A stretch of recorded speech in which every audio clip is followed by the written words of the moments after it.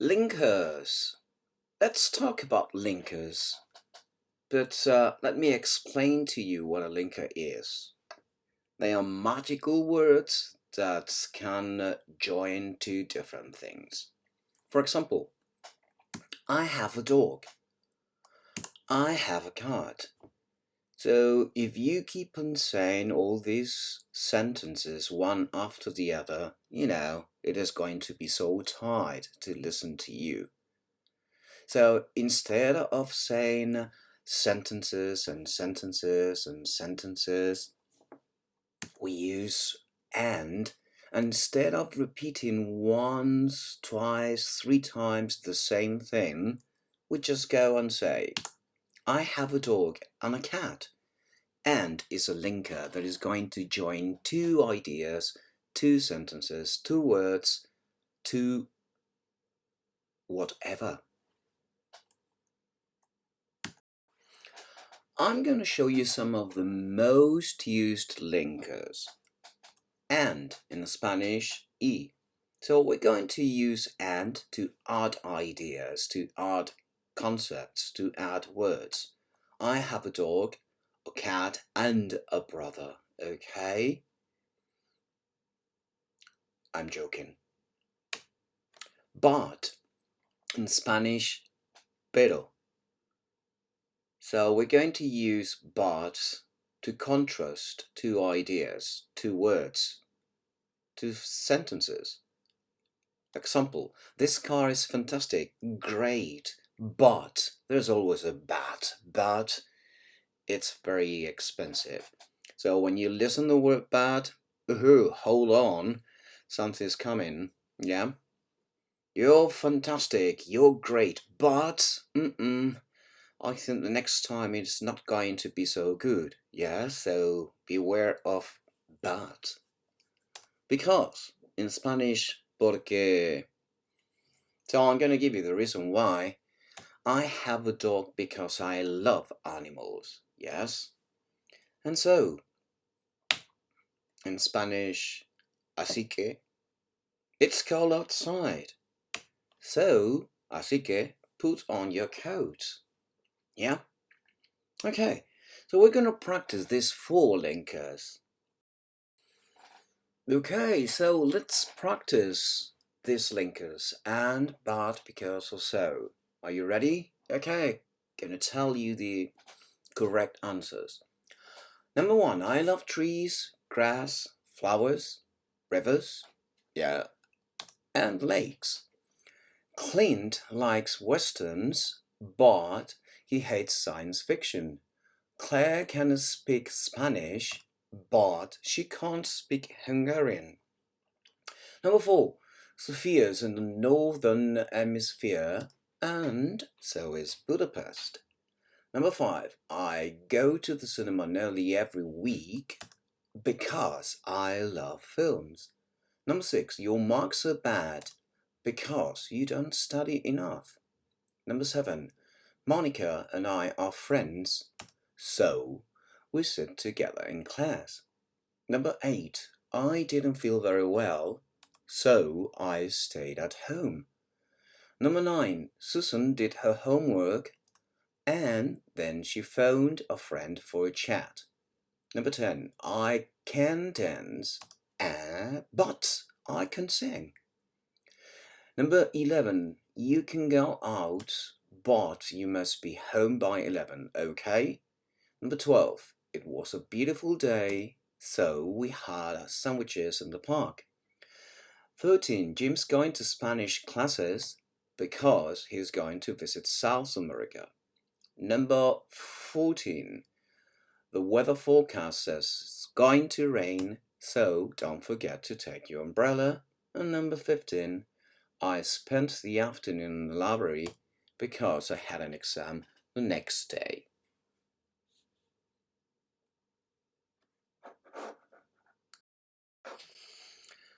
Okay, I'm going to show you some new linkers for you to write, to use in your writings.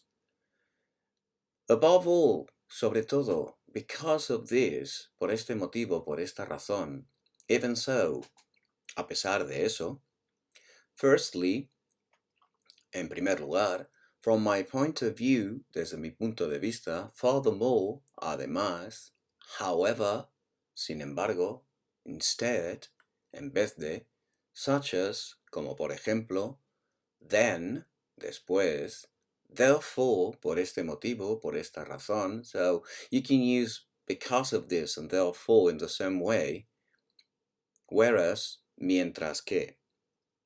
Okay, so let's see if you're able to write the correct linker into the correct gap. Are you ready? So here we go. Firstly, I'd like to say that I agree, and secondly, explain why. Number 2, camels live in the desert, whereas dolphins live in the sea. Number 3, in the end, we didn't go to the cinema, we went to the theater instead. Number 5, Spain produces oranges, above all in Valencia.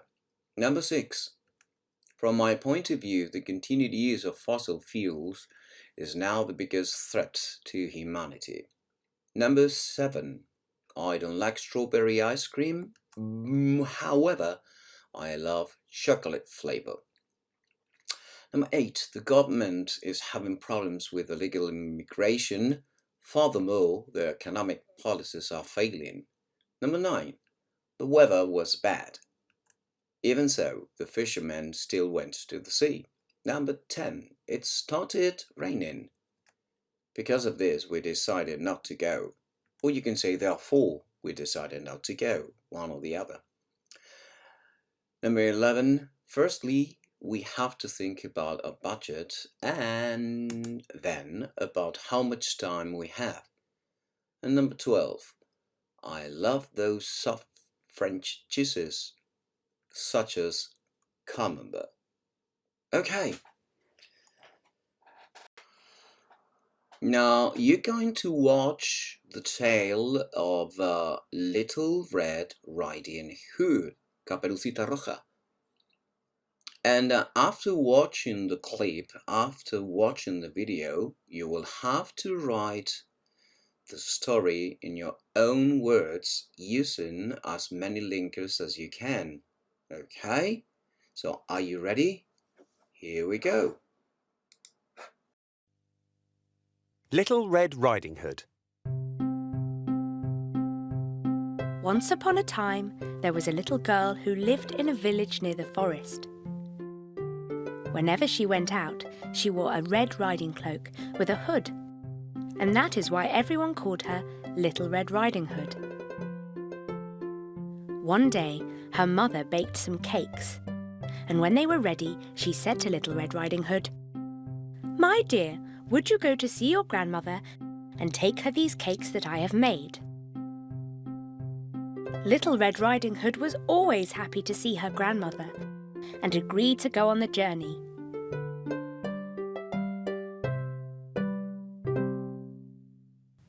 When the basket was packed, the little girl put on her red cloak and kissed her mother goodbye. "Now go straight to your grandmother's cottage," her mother said. "Don't waste time along the way, and please don't talk to strangers. Remember, the woods are dangerous." "Don't worry, Mummy," said Little Red Riding Hood. "I'll be very careful." So off she went on her journey to visit her grandmother in the forest.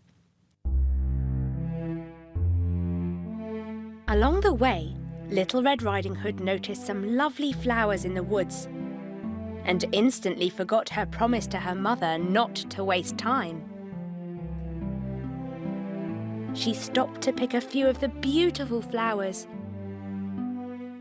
watched the colourful butterflies fly about for a while, and listened to the frogs croaking by a pond. Little Red Riding Hood was enjoying the warm summer day so much that she didn't notice a dark shadow approaching her out of the forest. Suddenly, a wolf appeared beside her. What are you doing here, little girl? The wolf asked, in a voice as friendly as he could muster. I'm on my way to see my grandmother, who lives in the forest, Little Red Riding Hood replied. The wolf looked at her with a big smile on his face. He wanted to gobble her up there and then, but noticed a woodcutter working in the distance. Suddenly, he had an idea. And where does your grandmother live? Asked the wolf. Through the forest, over the bridge, and past the lake, replied Little Red Riding Hood. Does she? I know a game we can play. What is it? Asked Little Red Riding Hood. Let's race to your grandmother's cottage, and the first one there is the winner.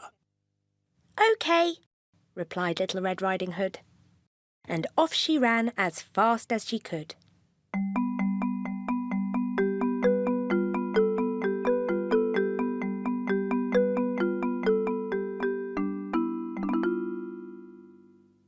The wolf licked his lips as Little Red Riding Hood ran away. After she had disappeared into the distance, the wolf started to run in a different direction.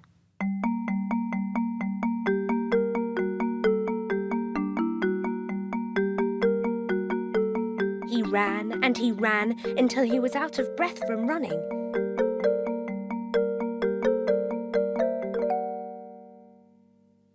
Then finally, he arrived at Grandmother's cottage and knocked on the door. Little Red Riding Hood, is that you? Shouted Grandmother from inside the cottage. The wolf put on his best little girl's voice as he replied, Yes, it's me, Grandmother. Oh, thank goodness, dear. Come in, come in. I was worried sick that something had happened to you in the forest, said Grandmother, thinking that her granddaughter was outside. The wolf let himself in.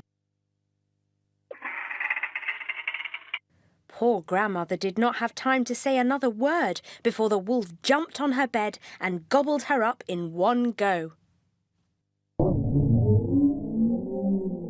The wolf let out a satisfied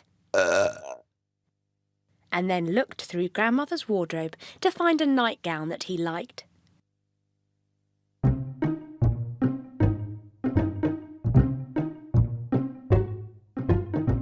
He added a frilly sleeping cap and, for good measure, dabbed some of Grandmother's perfume behind his pointy ears.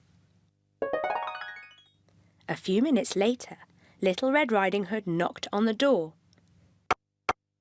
The wolf pulled the covers over his big nose and called out in a crackly voice, Who is it? It's me, Little Red Riding Hood. Oh, how lovely. Do come in, my dear, croaked the wolf. When Little Red Riding Hood entered the cottage, she could scarcely recognise her grandmother. Grandmother, your voice sounds so odd. Is something the matter? She asked. Oh, I just have a bit of a cold, squeaked the wolf, adding a cough at the end to prove the point. But, Grandmother, what big ears you have, said Little Red Riding Hood as she edged closer to the bed. All the better to hear you with, my dear, replied the wolf. But, Grandmother, what big eyes you have, said Little Red Riding Hood. All the better to see you with, my dear, replied the wolf. But, Grandmother, what big teeth you have, said Little Red Riding Hood, her voice quivering slightly. All the better to eat you with, my dear, roared the wolf as he leapt out of bed and began to chase the little girl.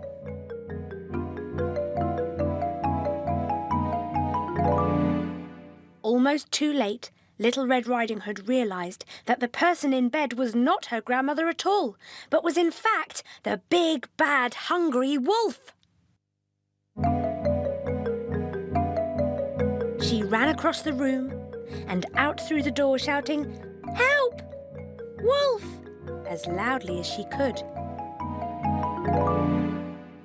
A woodsman who was chopping logs nearby heard her cry and ran quickly towards the cottage.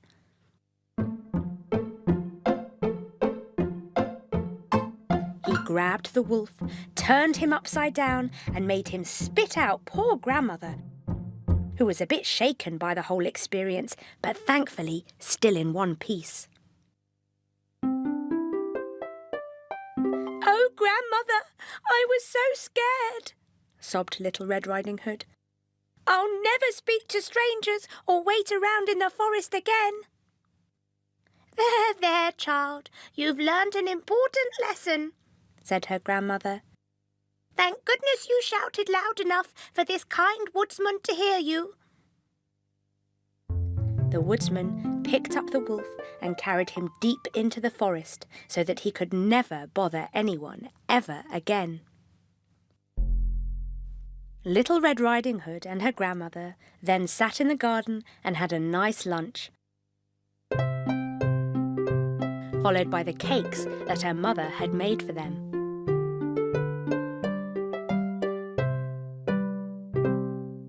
The end.